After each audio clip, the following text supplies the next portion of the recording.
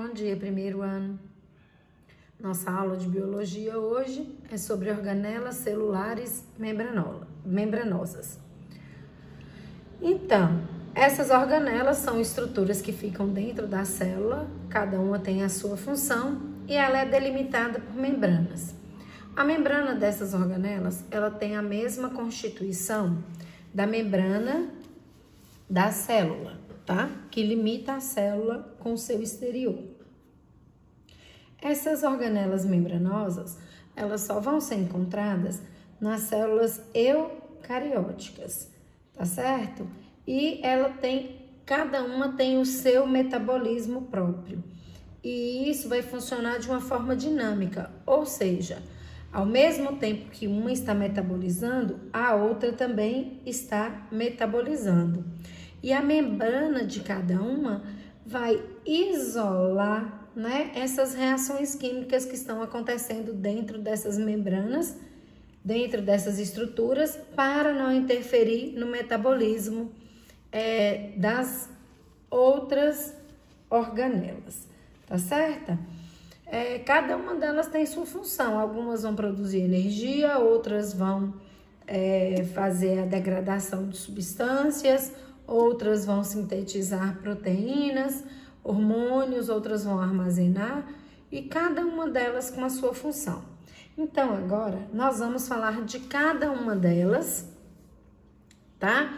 Dando a característica e a função delas. Então, nós vamos começar pelo retículo endoplasmático.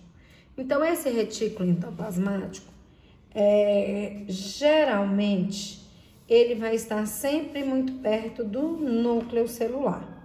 O núcleo celular vai comandar o funcionamento de todas essas organelas, tá? É através do núcleo que elas vão funcionar. Então, o retículo, ela é uma organela que vai ficar sempre perto do núcleo, porque ela uma das funções dela é da síntese de proteínas. Então, as características do retículo. É uma rede de canalículos associada com as funções metabólicas da célula e o transporte de substâncias.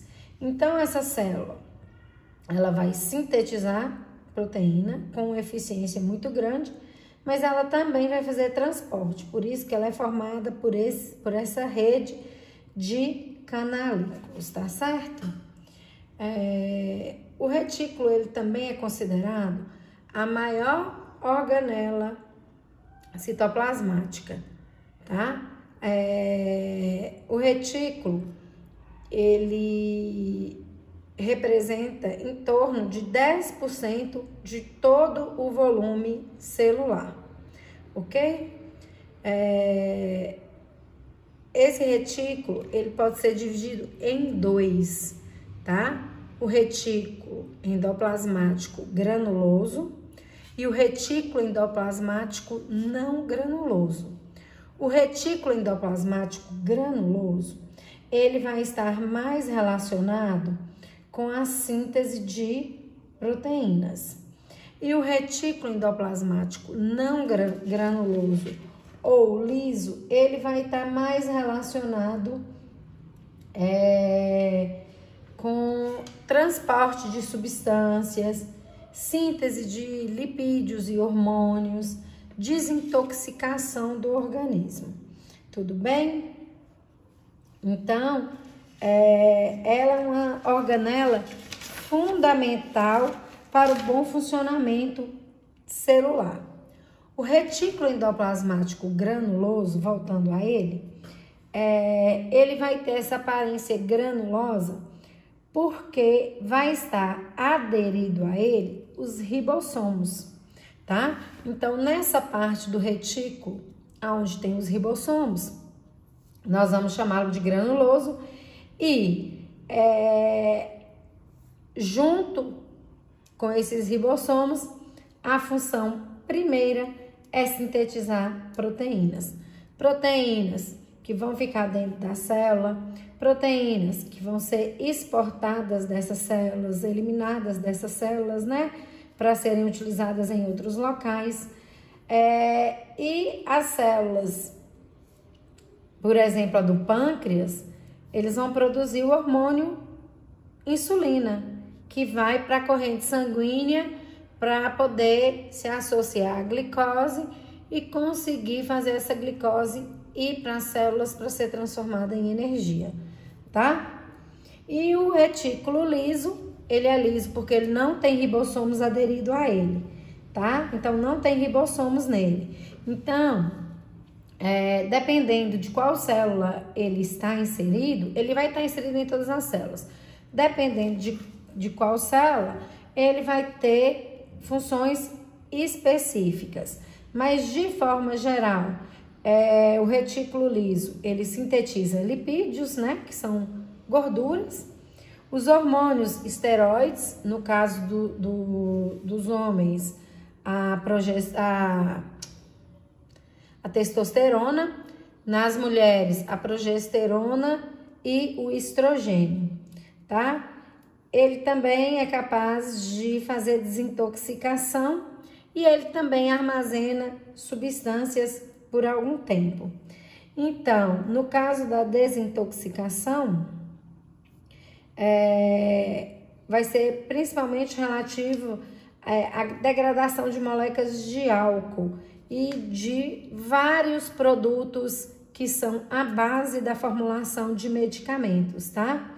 Mas também ele vai fazer essa desintoxicação orgânica de vários tipos de substâncias. Então, por exemplo, no nosso fígado, nós vamos ter um retículo endoplasmático liso bem grande, bem atuante, tá? Então, lá nos hepatócitos, essa organela ela vai ser bem mais desenvolvida do que em outros órgãos, porque o fígado é um órgão que é fundamental para a desintoxicação do organismo, ok? E ela também armazena substâncias.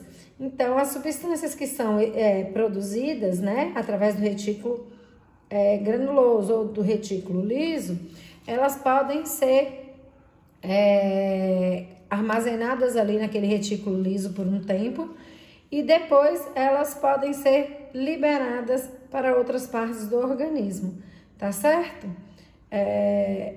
Essas células, para conseguir fazer esse armazenamento, ela é uma das células animais que vão possuir vacúolos, né? Então, na célula vegetal, por exemplo, esses vacúolos, eles vão estar relacionados com o retículo endoplasmático não granuloso. E na célula animal, né, ou melhor, nas outras células eucarióticas, não exatamente na célula animal, também pode acontecer a presença desses vacúolos para o armazenamento de substâncias, certo? Então, vamos falar agora do complexo golgiense. O complexo golgiense, ele já foi descrito, por um italiano, Camillo Golgi, por isso que ele chama complexo golgiense, né? Ele já até recebeu o nome de complexo de Golgi, por causa do seu descobridor, né, que fez a descrição desse complexo a primeira vez. E ele descobriu o complexo de Golgi enquanto estudava células do nosso cérebro, as células nervosas, né? Essa organela, ela é muito interessante, porque ela tem várias funções. Ela vai sintetizar substâncias, ela vai armazenar substâncias, ela vai fazer o empacotamento dessas substâncias para a exportação. Então, ela trabalha o tempo todo. Outra coisa nessa organela é isso aqui, ó. Quando a gente enxerga ela na célula, a gente vai enxergar ela mais ou menos assim, ó. Um monte de sáculos, bolsas, umas empilhadas sobre as outras, tá? Em algumas literaturas também falam em cisternas achatadas, tá? E sempre ao redor dela, nós vamos encontrar essas bolinhas aqui, ó, que vão receber o nome, na verdade, de vesículas.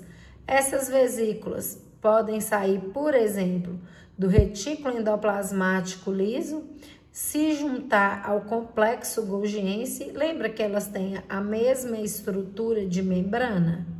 Então, a membrana aqui é aquela camada fosfolipídica. A do complexo golgiense também é a camada fosfolipídica. Então, quando essa vesícula parte daqui, né, e chega até essa organela, até o complexo golgiense, a membrana é a mesma, elas vão se juntar, tá certo? E essa membrana, ela vai apresentar dois polos, um polo de chegada e um polo de saída, tá? Esses polos, eles recebem nome. Esse superior que vai receber as vesículas, ele vai ser chamado de fase cis. E aí vai receber essas vesículas do retículo endoplasmático e de qualquer outra parte, tá? Então, a fase cis recebe as vesículas.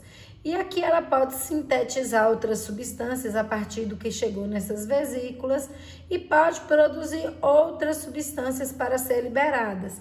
Então, na fase que ela vai ser liberada, a gente fala que é a fase trans.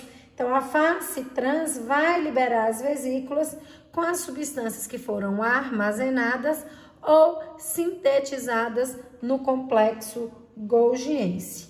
Tudo bem? Fase cis recebe as vesículas.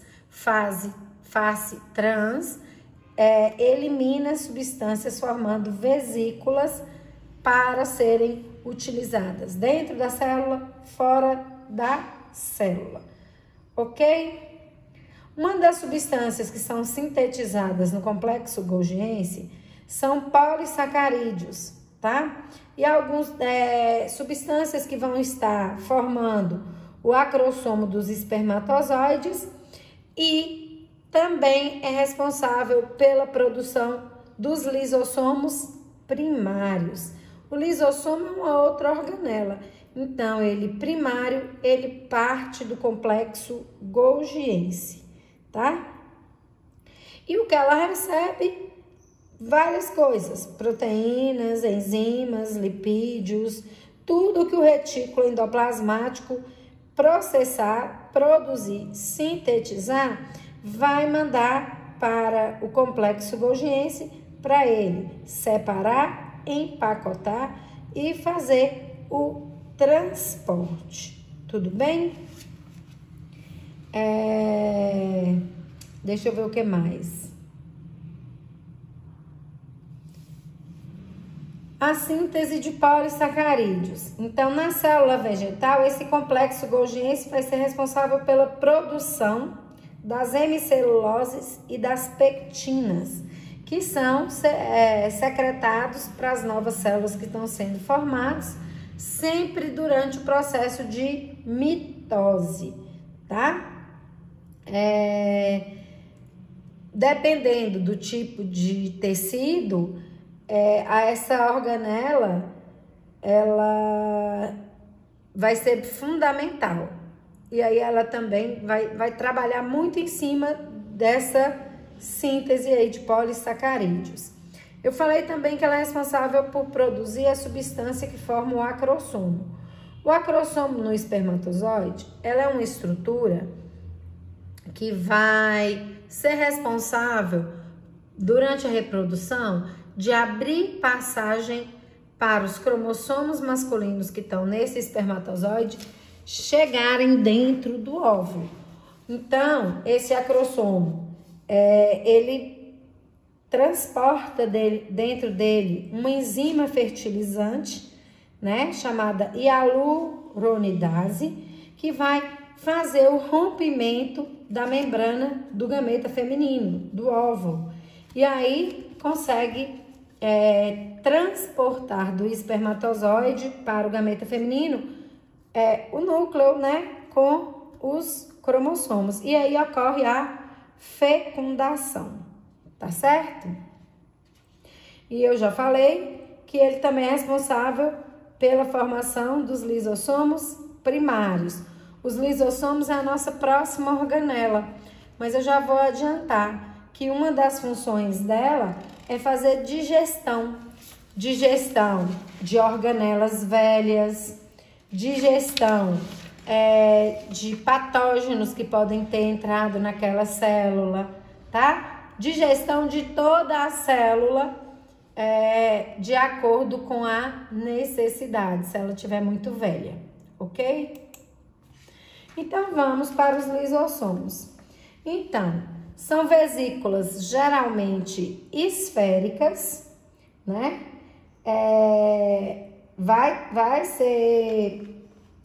Essas vesículas vão possuir essa membrana lipoproteica, igual às do complexo golgiense, igual ao do retículo endoplasmático, tá? Elas não vão ser simétricas, algumas vão ser maiores, outras menores, elas vão variar de tamanho e também vai variar as enzimas que estão no seu interior. Essas enzimas geralmente são hidrolíticas, hidroágua, lise, quebra. Então, é uma enzima que a partir do uso da água vai conseguir fazer a quebra de elementos. Então, toda vez que tiver lise aí, significa quebra, tá?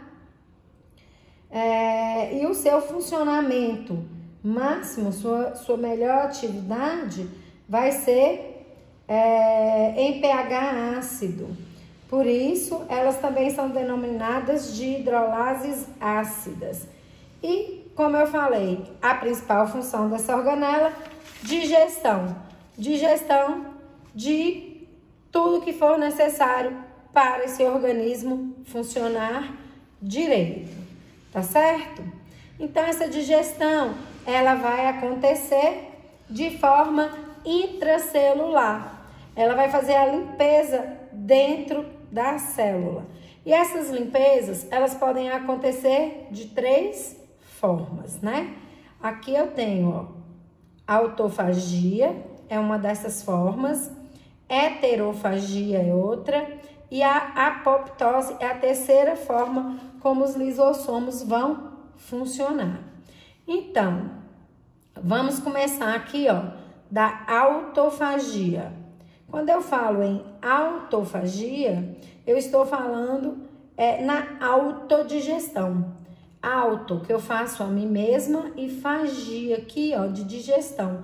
Então, é quando ocorre a digestão da célula toda, tá? Então, essa célula, ela vai liberar, né?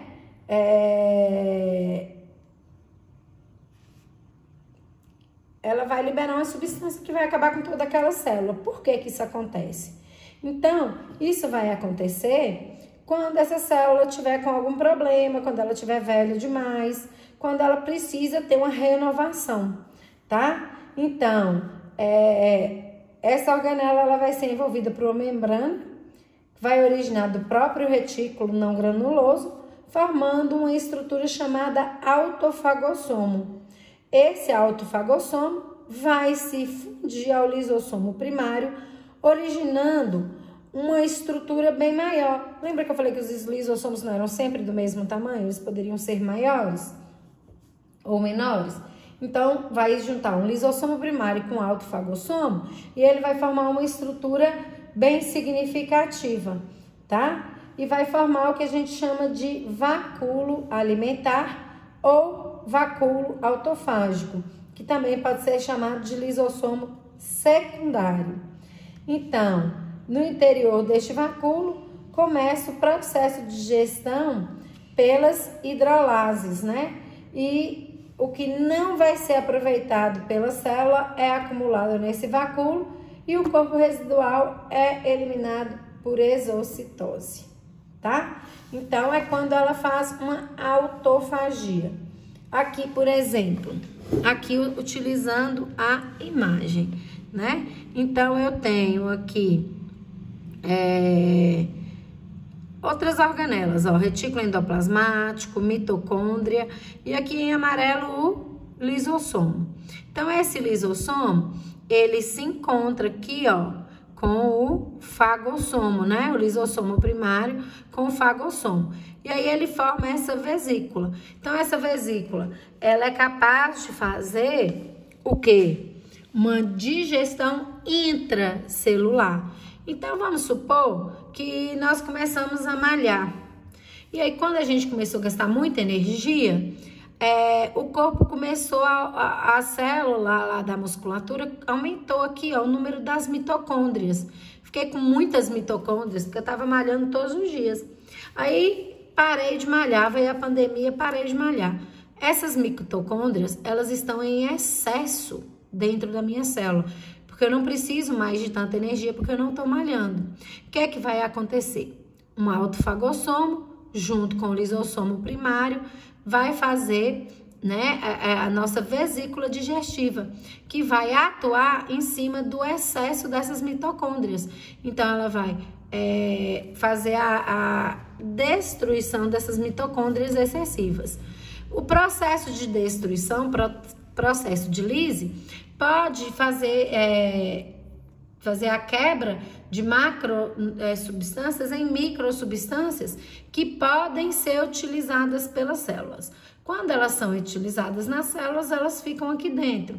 Quando elas não têm utilidade para a célula, essa vesícula, ela encosta aqui, ó, na membrana plasmática, tá vendo? E ela elimina o resíduo desnecessário. Aqui na imagem, na verdade, eu dei o exemplo da mitocôndria, mas aqui, na verdade, teve uma invasão bacteriana, tá vendo? Então,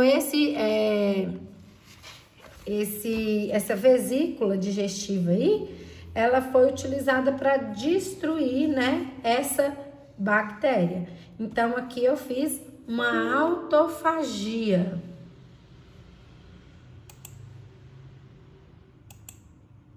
Tá? E a heterofagia? A heterofagia é o melhor exemplo aí da bactéria, porque hétero geralmente é uma coisa diferente. A auto é quando é alguma coisa da própria célula, por isso que eu usei o exemplo da mitocôndria. Então, aqui, ó, na heterofagia é quando o lisossomo vai digerir substâncias que penetraram nessa célula por algum motivo, né? Ou por fagocitose ou por pinocitose. Nesse caso, esse lisossomo primário também vai se unir a um fagossomo, né? Ou um pinossomo, formando agora o que a gente chama de vacúolo alimentar ou vacúolo digestivo. E aí ele engloba aquela substância que veio de fora da célula, faz a degradação dela. Se tiver alguma coisa que pode ser utilizado na célula, vai ser fornecido para a célula, né?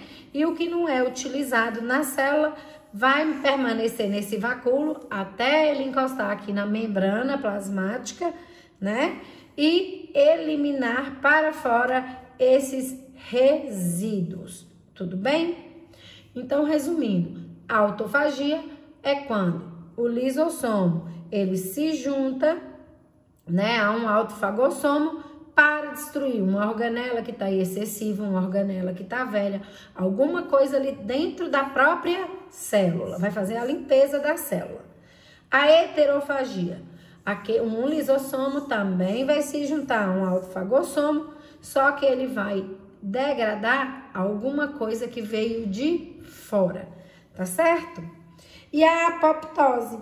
A apoptose é chamada também de morte celular programada, tá? Então, os lisossomos vão executar a função, né, primordial da manutenção dos tecidos adultos. E esses tecidos, quando eles precisam ser renovados, né, a apoptose ocorre para quê? Para estimular o desenvolvimento embrionário, para estimular que outras células sejam formadas, tá certo?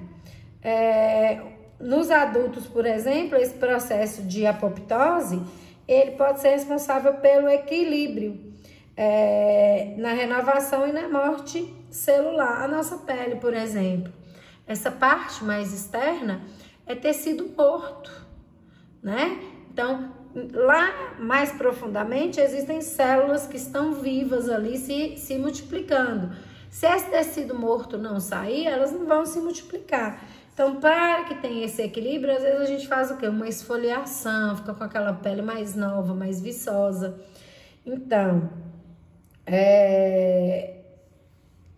essa apoptose, ela é necessária, tá? Principalmente quando tem um mau funcionamento nessas células mais velhas, porque elas vão ficando velhas, elas não vão funcionando direito.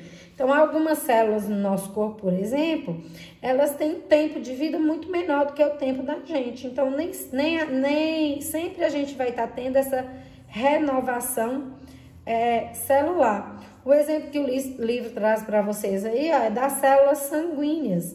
Muitas delas, ou milhões delas, são eliminadas diariamente do organismo humano, através da apoptose, tá? Enquanto outras milhões que vão substituir aquelas que sofreram apoptose estão sendo formadas lá na medula óssea, tá? Então, se não tivesse um processo de apoptose, nosso organismo iria falhar muito mais cedo.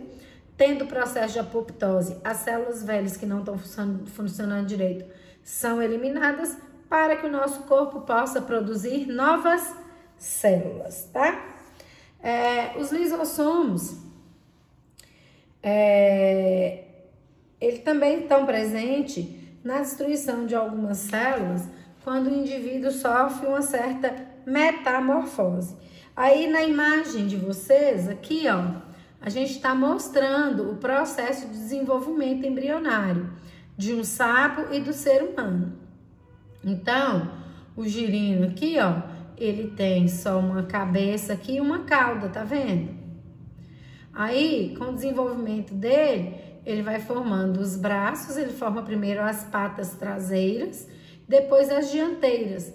E à medida que ele vai formando, a cauda aqui, ó, que era necessária para ele nadar, ela perde sua função. Ela vai sendo degradada. De que forma? Através da apoptose. Então, essa apoptose, ela vai programar para destruir só a cauda e não o corpo todo do animal, tá? Então, ela vai ter essa programação. Ela vai eliminar só o que é necessário. E aqui o ser humano, o que que acontece? O ser humano, quando ele tá lá dentro da barriga da mãe, ó, ele também vai sofrer o processo de apoptose, igual o sapo, mudança. Tá vendo a mãozinha aqui? Nessa etapa aqui, ó, quando ele é muito pequeno, a mão dele, os dedos, existem membranas interdigitais. E por um processo de apoptose, essas membranas vão sumir, vão regredir, vão ser lisadas, né? E aí o bebê já nasce sem essas membranas. Também é o processo de apoptose que ajuda na redução do útero depois do parto. O útero ele é muito pequeno, você pode olhar aqui na primeira imagem o útero. Olha o útero como que ficou grande. Então, essa apoptose ela também vai ser utilizada para a redução do útero após o parto, tá certo? Mesma coisa com as mamas depois da amamentação. Tudo isso está relacionado com apoptose, ok? Então, vamos para a nossa próxima organela. A nossa próxima organela são os peroxissomos. Os peroxissomos, eles são originários do retículo endoplasmático liso ou não granuloso. Eles vão ter algumas enzimas chamadas oxidases e a principal função é degradar peróxidos, né? Os peróxidos são tóxicos para o nosso organismo, para as nossas células. Então, os peroxissomos fazem essa degradação desses peróxidos. Então, de modo geral, as atividades celulares, como nas mitocôndrias, que é na produção de energia, ela vai formar subprodutos, e um deles, o peróxido de hidrogênio, ou H2O2, também conhecida como água oxigenada, tá? Essa substância, dentro do nosso organismo, ela é extremamente nociva para a célula. Ela pode causar destruição, né, da membrana celular e, com isso, a destruição da célula como um todo. Também pode causar alterações no DNA. Então, os peroxissomos agem em cima desses peróxidos de hidrogênio, né? Fazem a quebra das ligações químicas e transforma 2 moléculas de peróxido de hidrogênio em 2 moléculas de água e 1 molécula de oxigênio, tá? Essa transformação, ela ocorre dentro do peroxissomo e ela é denominada de catalase, tá? Então, ela vai quebrar esse peróxido de hidrogênio em 2 moléculas de água e 1 molécula de oxigênio, tá certo? E a próxima organela, vacúolos. Os vacúolos, elas estão bem mais presentes na célula vegetal, tá? Mas nós também vamos encontrar elas em alguns fungos e alguns protozoários. Na célula animal é muito pouco estudada, muito pouco necessária pela dinamicidade das células animais. Geralmente elas são grandes e centralizadas, abrangendo grande parte do volume da célula, né? A membrana que vai circundar esse vacúolo é chamada de tonoplasto e ela vai ter várias funções de acordo com o tipo de célula, tá? Muitas vezes ela está relacionada com equilíbrio osmótico. Nos protozoários, por exemplo, nós temos os vacúolos pulsáteis. Os protozoários geralmente estão em meio aquático e por osmose a água passa para dentro do corpo desses indivíduos. E para esse corpo não estourar, esse vacúolo armazena essa água, ele é pulsátil, ele expulsa ela também, fazendo esse equilíbrio osmótico, tá? Nas células vegetais, nós vamos ter diferentes tipos de vacúolos. Nós vamos ter vacúolos aeríferos, que vão armazenar ar, principalmente nas raízes de plantas aquáticas, para ela ficar flutuando.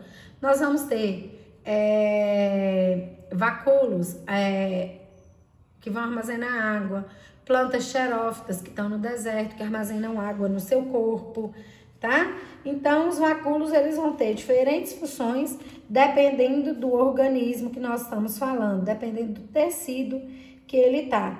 Alguns vacúolos, por exemplo, eles também podem armazenar pigmentos e, com isso, serem responsáveis pelas colorações, né, de partes dessas plantas, tá certo?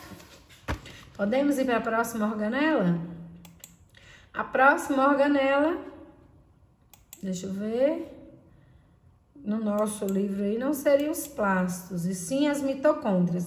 Então, vamos seguir o livro? Vamos falar aí das mitocôndrias? Então, as mitocôndrias são organelas responsáveis pela obtenção de energia ou produção de energia, né? Então, aqui eu tenho uma mitocôndria, ó, eu tenho uma membrana externa e eu tenho várias dobras de membrana interna aqui em roxo, ó, tá vendo? Nessas mitocôndrias. Dentro da mitocôndria, eu também vou ter ribossomos, olha, ribossomos dentro dessas mitocôndrias, tá? E essas dobras de membrana que tem aqui dentro são chamadas de cristas mitocondriais. E em azul é uma matriz, é como se fosse o citoplasma mitocondrial, mas a gente chama ele de matriz mitocondrial, tá certo? A mitocôndria, ela também, dentro aqui dela, junto dela aqui, ó, vai ter DNA, tá? E RNA, tudo próprio da mitocôndria.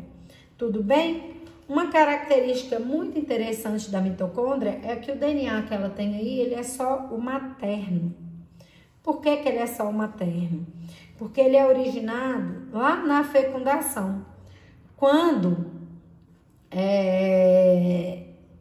ocorre a junção do espermatozoide com o óvulo, Lembra que eu falei que tem o acrossomo lá que vai fazer a abertura do óvulo? Pois é, quando ele faz essa abertura do óvulo, o espermatozoide ele não entra inteiro para dentro do óvulo. Ele entra um pedaço, libera o núcleo com DNA e a parte traseira dele, onde tem a cauda e a peça ali intermediária, elas não entram, elas vão ser desintegradas lá no meio, no organismo feminino. E aí o que acontece? É nessa parte intermediária ali perto da cauda que a mitocôndria paterna está. Como ela não entra na hora da reprodução, na hora da fertilização, só vão permanecer as mitocôndrias maternas do ovócito. Então, todas as pessoas possuem DNA mitocondrial somente materno, tá certo? E isso é questão de vestibular, tá? E é nessa organela também que vai ter a síntese de proteína, tá? Como assim? Quando a gente se alimenta, principalmente de carboidrato, esse carboidrato é digerido, transformado em glicose. Essa glicose fica solta no sangue. A insulina captura essa glicose e joga ela dentro da célula. Dentro da célula, essa glicose lá no citoplasma, ela se rompe, ela quebra em duas para poder conseguir entrar na membrana. E aí, na membrana da mitocôndria. Quando ela entra aqui na mitocôndria, ela vai ser toda degradada até formar a energia, que a gente chama de ATP, tá? Então, a nossa energia, ela tem nome, chama ATP, adenosina trifosfato, tá? Vou voltar agora nos plastos, pra gente falar dos plastos que tem aí, ó. Os plastos também são chamados de plastídeos, são organelas que estão ali dentro do citoplasma, né? Mas são exclusivas de plantas e algas, tá? Nas plantas, a formação ocorre no processo de germinação, já quando o órgão vegetal, inicia seu desenvolvimento. Então, esses plastos, ele vai ter o que a gente chama de plastos embrionários ou proplastos ou proplastídeos. São o quê? São pequenas bolsas esféricas uma semelhança que ela tem com a mitocôndria é porque ela também vai possuir DNA, RNA, enzimas e ribossomos. Então, ela consegue se multiplicar dentro da célula. Do mesmo jeito que eu falei aquela hora, né? Quando a gente começa a malhar, que nós precisamos de mais energia, nossas mitocôndrias se multiplicam. Quando a gente não precisa, ela é feita a autofagia.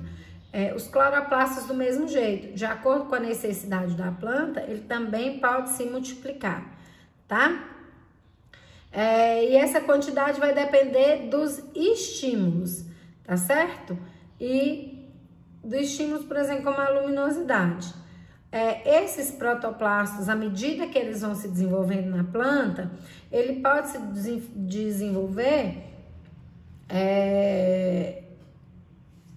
de formas diferentes para armazenar substâncias diferentes com funções diferentes, tá?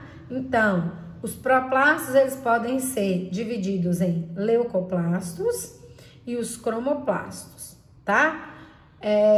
No caso dos leucoplastos, eles vão ter função de armazenamento, tá?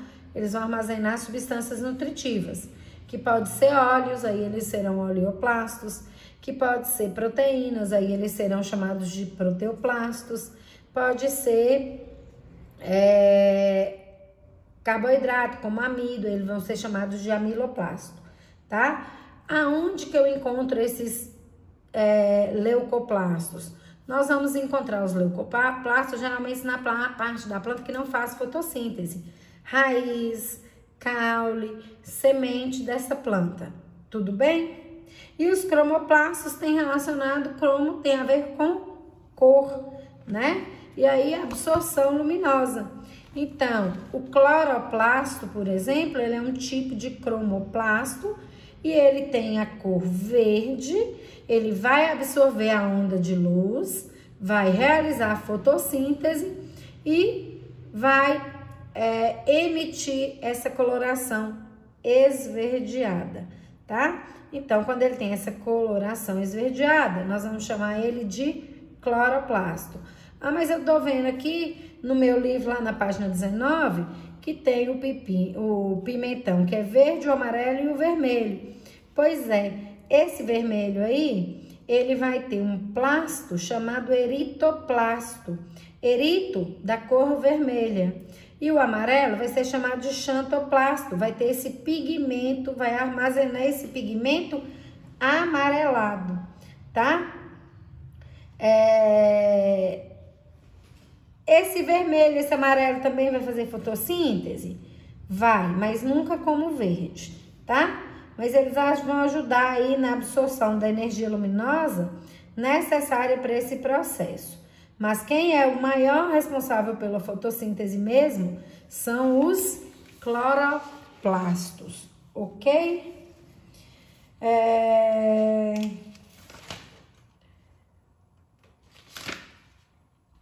Falando agora só um pouquinho aí desses cloroplastos, tá? Os cloroplastos, como eu falei, eles vão ter a cor esverdeada, eles vão apresentar essa cor esverdeada. Então, onde que nós vamos encontrar esses cloroplastos? Em qualquer parte da planta que for verde. E, geralmente, na planta, quem tem essa pigmentação verde? As folhas. Então, as folhas são as principais responsáveis pela realização da fotossíntese, tá? Dentro das folhas, nós vamos ter os cloroplastos, que também, de novo, em semelhança com as mitocôndrias, vão apresentar duas membranas lipoproteicas, né? E algumas dobras que a gente chama de lamelas. E é nessas lamelas que vão ter essa clorofila responsável aí, né? Pela fotossíntese, pela síntese de nutrientes da planta. Então, abre o livro de vocês na página 20, por favor, que aí vocês estão vendo aí uma célula vegetal que tem núcleo. Deixa eu ver se eu tenho essa imagem aqui. Aqui, ó, uma célula vegetal que tem núcleo, ó, o vacúolo aqui, ó. E eu tenho em verde aqui a representação aí dos meus cloroplastos, né? Não tenho. Mas aí do lado, aí na minha página 20, eu tenho um desenho aí do cloroplasto, mostrando as estruturas dele, ó, membrana interna, membrana externa, né, os granos e o estroma. Nos granos aí é que a gente vai encontrar a clorofila, que é bem responsável, que é a única responsável, o maior responsável pela fotossíntese, tá? Ô, Carol, o que é isso, hein? Hipótese endossimbiótica. É uma hipótese. Uma hipótese é alguma coisa que não foi comprovada, é uma ideia. É uma ideia que vem há muito tempo, né? Que os cientistas acreditam que ela aconteceu. Essa hipótese endossimbiótica, endo, para dentro, simbiose, funcionando, está relacionado com as mitocôndrias e os plastos, que tem DNA, RNA e ribossomos, tá? Por quê? O que os cientistas acreditam? Essa é uma hipótese que ela vem sendo falada há muito tempo, né? Ela foi bem desenvolvida pela bióloga estadunidense Lynn Margulis. Essa hipótese propõe o quê? Que as primeiras células lá atrás, possivelmente realizava a absorção de alimentos diretamente do ambiente. Então, nós estamos falando lá da época da formação do nosso planeta, nós estamos falando da formação das primeiras células, né? E que ela acreditava que essas primeiras células, elas tiravam nutrientes, quaisquer que sejam eles, direto do ambiente. Só que aí, o que aconteceram? Com o passar do tempo, por causa dos gases presentes naquela atmosfera, por causa da radiação, algumas dessas células, elas se modificaram, elas sofreram o quê? Metamorfose. E elas começaram a modificar o seu corpo, elas começaram, ao invés de tirar o alimento da natureza, elas começaram a realizar a fotossíntese, produzir o seu próprio alimento, né? E aí o que ela acredita? Que alguma daquelas células ou bactérias que tiravam o alimento do lugar começaram a englobar essas células e começaram, ao invés de fazer a digestão dela, começaram a viver juntas ali, uma fornecendo nutriente e a outra produzindo energia, tá? E aí essas células fizeram essa endossimbiose e passaram a viver juntas, tá?